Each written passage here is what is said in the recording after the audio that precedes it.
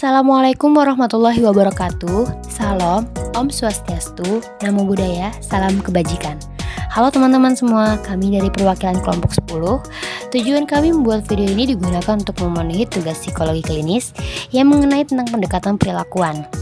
Anggota kelompok kami terdiri dari 4 orang, yaitu pertama ada Arisanti Salsabila Putri, lalu kedua dia Arum Kinanti, itu saya sendiri, kemudian ketiga ada Jovanka, lalu terakhir ada Nadia Maharani Santosa. Selanjutnya di sini ada materi pembahasan. Di video kita kali ini kita akan membahas tentang pendekatan perilakuan, pendekatan operan, kemudian pendekatan klasikal, lalu yang terakhir kita membahas tentang pendekatan terapi perilaku kognitif. Lalu pada tahapan pendekatan perilakuan, kita memahami bagaimana cara belajarnya. Menurut pandangan perilakuan, tingkah laku merupakan respon organisme atau apa yang dilakukan organisme tersebut. Nah, respon tersebut dapat diklasifikasikan menjadi 3 jenis, yaitu ada motorik, fisiologik, dan kognitif. Yang pertama, respon motorik. Apa sih respon motorik itu? Jadi biasa disebut sebagai perilaku yang tampak atau terlihat, seperti berjalan, menulis, dan berbicara.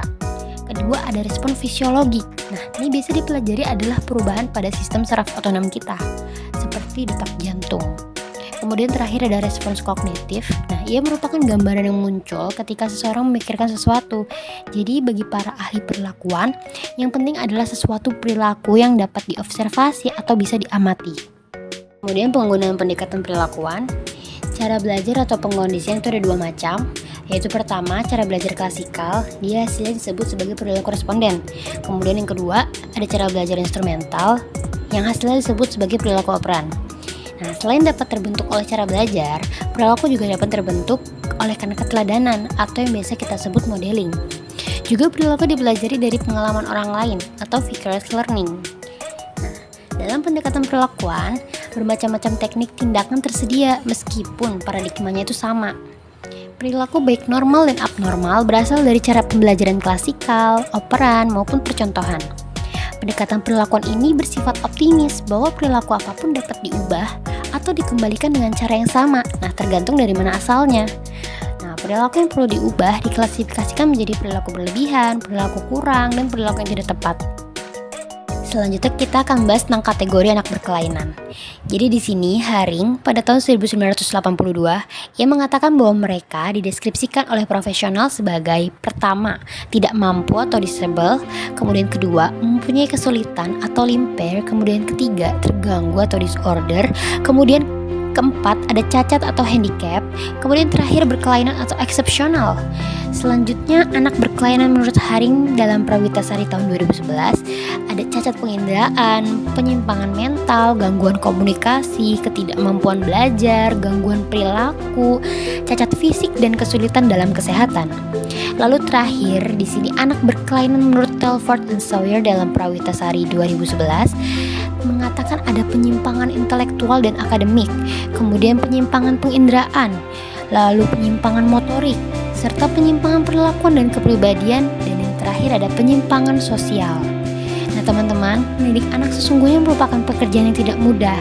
Jadi, salah satu model yang dapat dipakai untuk menangani anak berkelainan, baik oleh pendidik ataupun orang tua, yaitu dengan metode pendekatan perilakuan. Disinilah bagaimana pendekatan perilakuan itu digunakan. Selanjutnya kita akan membahas bagaimana penggunaan pendekatan operan. Jadi yang pertama, perilaku yang akan diubah itu harus ditentukan. Nah, untuk mencapai hal ini, definisi operasional perilaku itu harus ditentukan. Selanjutnya, observasi dilakukan untuk mengetahui kapan, di mana, dan dalam situasi apa perilaku tersebut muncul. Nah, ini harus dilakukan untuk mengetahui stimulus anteseden dan efeknya. Metode ini akan menunjukkan bagaimana mengurangi perilaku yang berlebihan atau meningkatkan perilaku yang kurang. Jadi perilaku yang berlebihan, menurut Dweck and Harrison pada tahun 1979, didefinisikan sebagai respon yang sangat sering, sangat intens melukai diri pada anak psikotik, agresi fisik yang sering, atau muncul pada waktu yang tidak tepat. Bisa saja termasuk tidak muncul sama sekali. Jadi ada 2 cara untuk mengurangi perilaku berlebihan yang biasa digunakan strategi. Khususnya, penghapusan sering dikaitkan dengan penguatan positif dan penguatan hukuman. Selanjutnya kita akan membahas tentang pendekatan klasikal. Nah, bagaimana sih pendekatan klasikal itu? Jadi, pendekatan klasikal itu diterapkan pada masalah yang berhubungan dengan rasa takut yang tidak adaptif. Nah, biasanya yang banyak dilakukan adalah dengan teknik DPK beraturan atau biasa disebut desensitisasi sistematik, kemudian keteladanan. Nah, DPK beraturan digunakan untuk individu yang sangat takut pada suatu hal tertentu.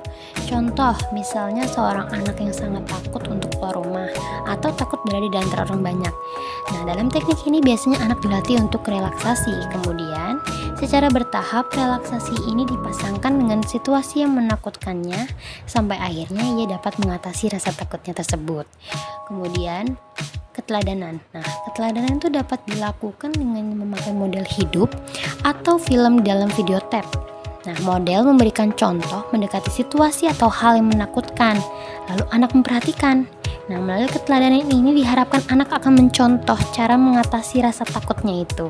Selanjutnya kita akan membahas tentang pendekatan terapi perilaku kognitif atau biasa yang kita sering dengar itu CBT ya, Cognitive Behavioral Therapy. Jadi, Weizenbaum pada tahun 1979, ia menciptakan pelatihan introspeksi diri bagi anak-anak berkelainan. Contohnya seperti anak hyperaktif. Nah, prosedur pendekatan ini mengutamakan pernyataan-pernyataan yang dikemukakan oleh diri sendiri, baik secara terbuka ataupun tertutup dalam pikiran. Kemudian langkah-langkahnya adalah sebagai berikut. Yang pertama, ada model seorang dewasa yang melakukan suatu tugas sembari berbicara pada diri sendiri dengan keras. Keteladanan kognitif. Lalu yang kedua, anak melakukan tugas yang sama di bawah petunjuk instruksi-instruksi model terbuka, disebut bimbingan eksternal. Kemudian anak melakukan tugas sembari memberikan instruksi pada dirinya sendiri dengan keras, bimbingan diri terbuka.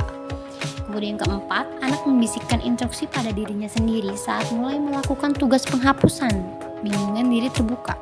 Kemudian terakhir ada anak melakukan tugas sembari membimbing kinerja melalui pembicaraan private, instruksi diri tertutup. Misalnya pada anak hyperaktif, ia diberi tugas untuk mencontoh pola-pola bergaris. Selanjutnya kita di sini menampilkan bukti empiris. Jadi, Strigelmore dan kawan-kawan pada tahun 2010, mereka mengembangkan CBT untuk digunakan secara mandiri. Nah, mereka membuat pedoman kognitif perilakuan untuk menangani gangguan perilaku makan kambuhan seperti makan berlebihan dan dimuntahkan atau binge eating.